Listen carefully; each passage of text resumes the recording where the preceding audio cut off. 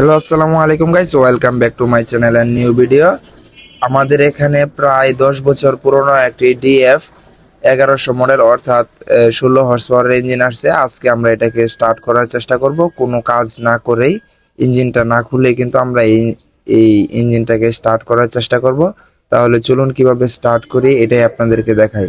Guys, আপনারা দেখতে পাচ্ছেন ইঞ্জিনের কি খারাপ অবস্থা। আমরা প্রথমেই কিন্তু বেলগুলা খুলে নিলাম। এখন দেখতেছি আমরা কম্প্রেসার আছে কিনা, একদমই কম্প্রেসার নাই। তার কারণে আমরা ট্যাফিট কভার খুলে নিলাম। খোলার পর এখন আমরা বাল্বের মধ্যে বাড়ি দিতেছি, দেখতেছেন আপনারা।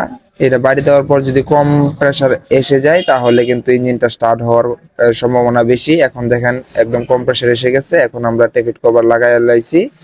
এখন আমরা তেল তোলার চেষ্টা করতেছি যে প্লাঞ্জারটা কি, ফিউল পাম্পটা কি ভালো আছে কিনা।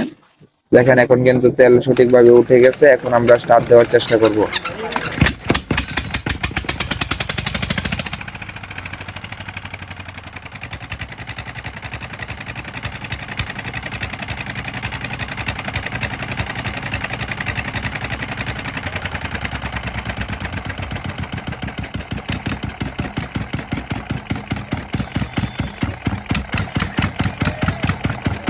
গাইস, দেখলেন তো ইঞ্জিনটা আলহামদুলিল্লাহ স্টার্ট হয়ে গেছে। আর সাউন্ড কোয়ালিটি কিন্তু অনেক ভালো। আপনারা চাইলে কিন্তু আপনাদের ইঞ্জিনগুলা যারা অনেকদিন যাবত ফালায় রাখছেন বাড়িতে, এই ইঞ্জিনগুলা কিন্তু এভাবে স্টার্ট করতে পারেন। যদি আপনাদের কম প্রেসার থাকে এবং ফিউয়েল পাম্প ভালো থাকে, নজেল ভালো থাকে, তাহলে কিন্তু ইঞ্জিন স্টার্ট হওয়ার সম্ভাবনা খুবই বেশি। এভাবে কিন্তু আপনারা ইঞ্জিনগুলা স্টার্ট করতে পারেন, যে ইঞ্জিনগুলো অনেকদিন যাবত বাসায় ফালায় রাখছেন। এখন কিন্তু আমরা ইঞ্জিনটাকে পরিষ্কার করার চেষ্টা করতেছি। দেখেন, আমাদের সাথেই থাকেন এবং ফুল ভিডিওটা এনজয় করেন। গাইস, এখন আমরা সার্ফ এক্সেল দিয়ে ভালোভাবে ইঞ্জিনটাকে পানি দিয়ে ধুয়ে নিব। তারপর কিন্তু ইঞ্জিনের কালারটা আশা করা যায় যে অনেক ভালো হবে।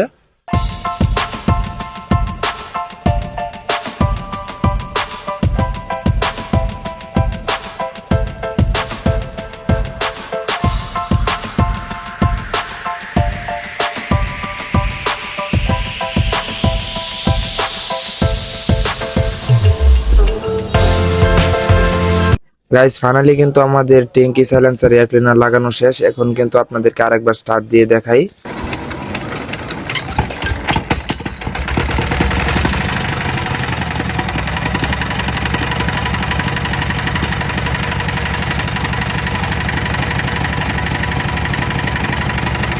গাইস, আগে দেখেন ইঞ্জিনটা কি অবস্থায় ছিল আর এখন কি অবস্থায় আছে। আর এরকম ভিডিও পেতে আমাদের চ্যানেলটি অবশ্যই সাবস্ক্রাইব করে রাখুন। আর অলরেডি যারা সাবস্ক্রাইব করছেন তাদেরকে অসংখ্য ধন্যবাদ। আসসালামু আলাইকুম।